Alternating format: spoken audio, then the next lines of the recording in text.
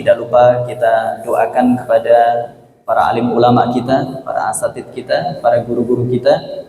Mudah-mudahan senantiasa mendapatkan lindungan dari Allah Subhanahu wa taala, mendapatkan rahmat dari Allah Subhanahu wa taala, dan tidak lupa pula kita doakan kepada segenap pengurus yayasan, ketua yayasan beserta jajarannya, pengurus DKM beserta jajarannya ya di Masjid Al-Iftitah ini, beserta para jamaah, para donatur, para muakif. Mudah-mudahan kita semuanya senantiasa mendapatkan limpahan rahmat keberkahan dari Allah Subhanahu wa taala, dan mudah-mudahan berkumpulnya kita di Masjid Al-Iftitah ini menjadi asbab wasilah kita kelak dipertemukan kembali oleh Allah Subhanahu wa taala di surganya. Amin ya rabbal alamin. Ala hadhihi niyyah wa ala kulli niyatin shalihah. Al-Fatihah. A'udzu billahi minasyaitonir rajim. Bismillahirrahmanirrahim. Alhamdulillahirabbil alamin arrahmanir rahim maliki yaumiddin. Iyyaka na'budu wa iyyaka nasta'in. Ihdinas siratal mustaqim. Siratal ladzina an'amta 'alaihim ghairil maghdubi 'alaihim waladdallin. Amin. Baik, apa kabar Bapak-bapak semuanya? Sehat ya? Mudah-mudahan sehat. Kalaupun ada yang sakit, mudah-mudahan Allah angkat penyakitnya.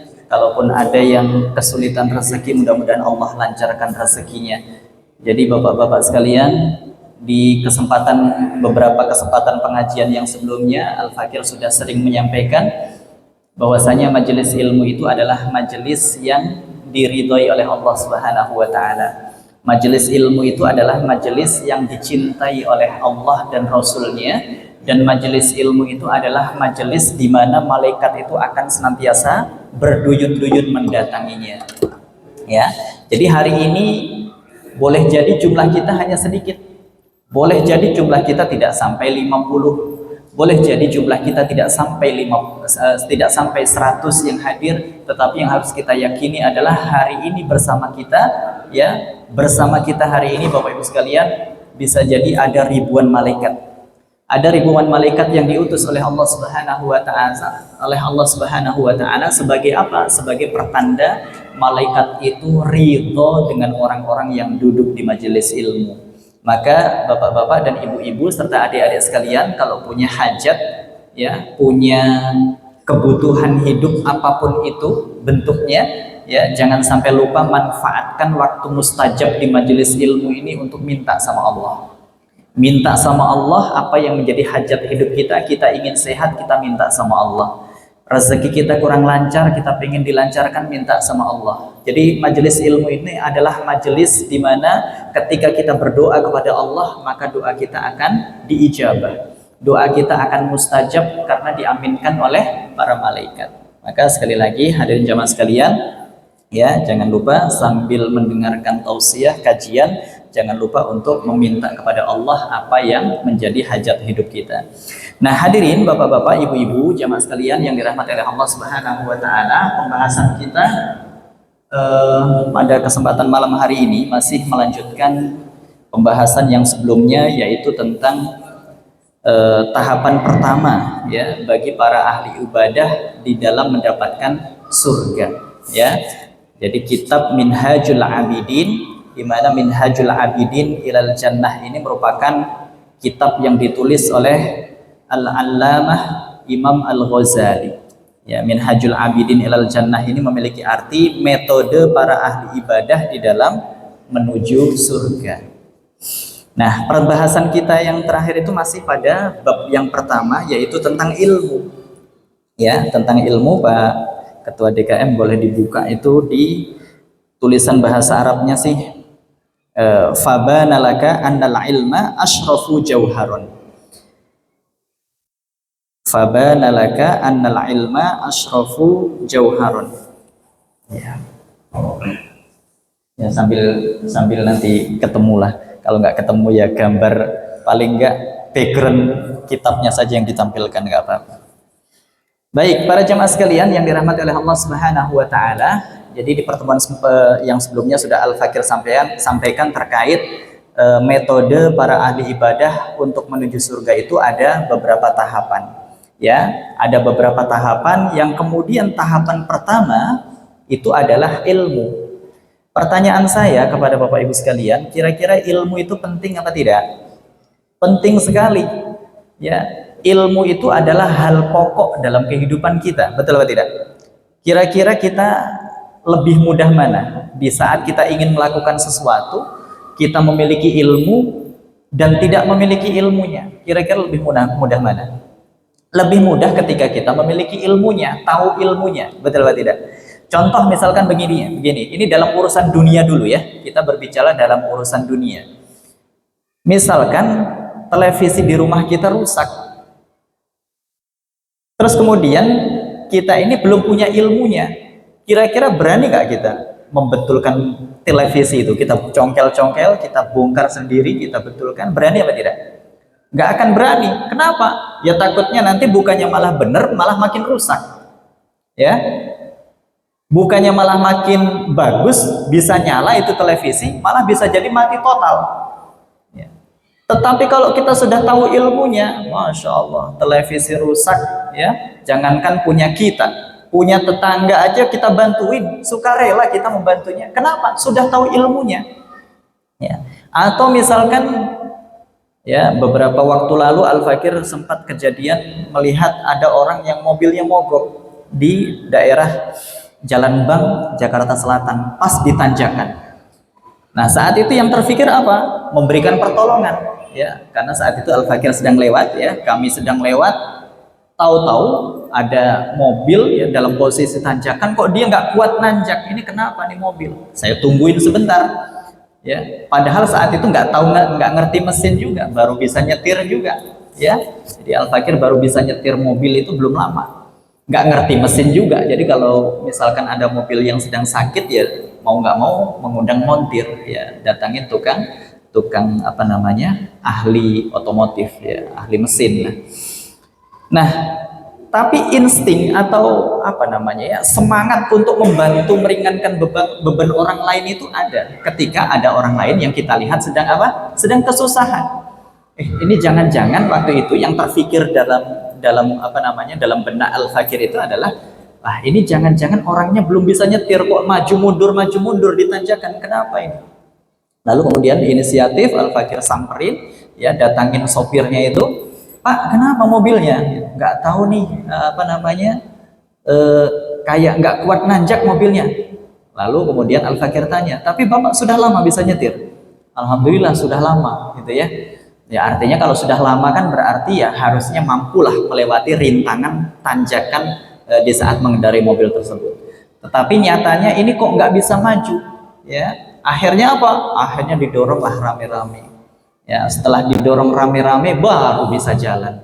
Ya, tapi ya sampai detik ini ya belum tahu itu apa sebabnya. Apakah karena apa namanya, mesinnya yang rusak atau memang orangnya yang kurang mahir dalam mengemudi. Ya, buktinya setelah nanjak bisa jalan juga itu mobil, gitu ya.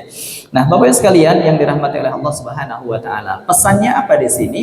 Pesannya adalah ketika kita memiliki ilmu, kita melakukan apapun itu akan terasa mudah.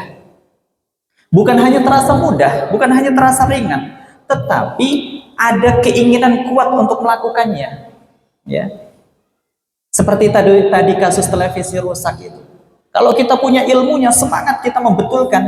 Ya, kita servis sendiri semangat. Karena tahu ilmunya. Ya, ngerti caranya. Tapi kalau nggak tahu, waduh, bisa repotin urusan. Ya. Nah, begitupun dalam kasus ibadah.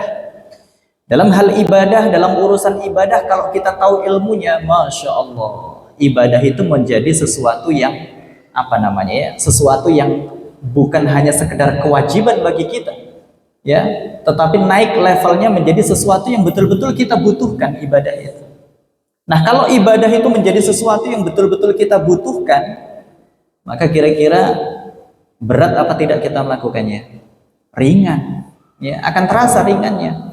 Nah, maka sekali lagi Bapak-bapak dan Ibu-ibu yang dirahmati oleh Allah Subhanahu wa taala, jadi ilmu itu menjadi pokok pembahasan yang paling penting dalam kitab Minhajul Abidin ini bagi setiap ahli ibadah di dalam menuju surganya Allah Subhanahu wa taala. Nah, ini ada sebuah hadis yang dikutip oleh Al-Imam Al-Ghazali.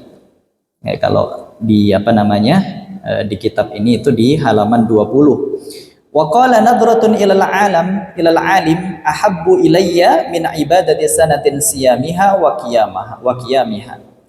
Dan Nabi Shallallahu alaihi wasallam bersabda, memandang wajah orang yang berilmu itu, nadratun ilal alim. Jadi memandang wajah orang yang berilmu itu ahabbu ilayya min ibadati sanatin. Ya, lebih aku cintai dibandingkan beribadah 1 tahun. Ini gambaran yang disampaikan oleh Nabi yang kemudian dikutip oleh Imam Al-Ghazali di dalam kitab Minhajul Abidin ini memberikan pesan apa? Memberikan pesan bahwasanya ilmu itu memiliki kedudukan yang sangat-sangat tinggi. Sampai-sampai duduknya kita di hadapan orang yang berilmu, di hadapan orang yang alim, di hadapan orang yang faqih itu lebih bernilai dibandingkan dengan ibadah 1 tahun penuh. Itu keutamaannya kira-kira dahsyat apa tidak? Dahsyat sekali. Ya. Ibadah setahun penuh itu butuh effort, butuh perjuangan, lelah, capek.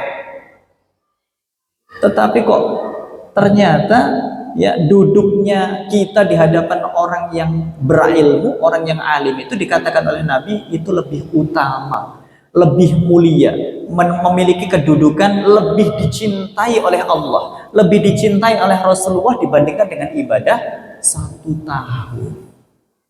Masya Allah. Tapi ya bukan berarti kemudian kita nggak beribadah, cukup duduk di depan majelis ilmu saja, depan orang-orang alim ya jangan. Ya, menuntut ilmu, duduk di hadapan orang yang alim itu menjadi sesuatu yang harus kita kita perjuangkan, menjadi sesuatu yang kemudian kita luangkan waktu tersebut, ya. Ibadah pun tetap kita jalankan. Dua-duanya berjalan. Ya. Lalu kemudian di dalam kelanjutan hadis tersebut, ya Rasul menyampaikan siyamiha wa qiyamiha. Jadi puasa 1 tahun dan sholat malam 1 tahun. Jadi maksudnya adalah sholat malam 1 tahun, puasa 1 tahun, ya itu menjadi sesuatu yang hampir sepadan ya dengan duduknya kita di hadapan ahlul ilmi, di hadapan orang-orang yang berilmu atau orang yang alim. Waqala, dan Nabi juga berkata, Nabi SAW berkata, ala adullukum ala ashrafi ahlil jannah. Qalu bala ya Rasulullah. Dan Nabi bersabda, maukah aku tunjukkan kepada kalian tentang penghuni surga paling mulia. Jadi dalam suatu kesempatan Rasul menyampaikan kepada para sahabat, maukah kalian aku tunjukkan kepada penghuni surga yang paling mulia? Ya. Qalu bala. Kemudian para sahabat menjawab, ya, kami mau ya Rasul. Lalu kemudian Rasul menjawab, qala hum ulama'u ummati. Mereka itu adalah orang-orang yang berilmu dari umatku. Ya. Jadi calon penduduk surga yang mulia itu ya kelak orang yang mendapatkan kedudukan tinggi di surga atau mendapatkan kemuliaan di surga itu adalah orang-orang yang berilmu di antara umatku, kata Nabi.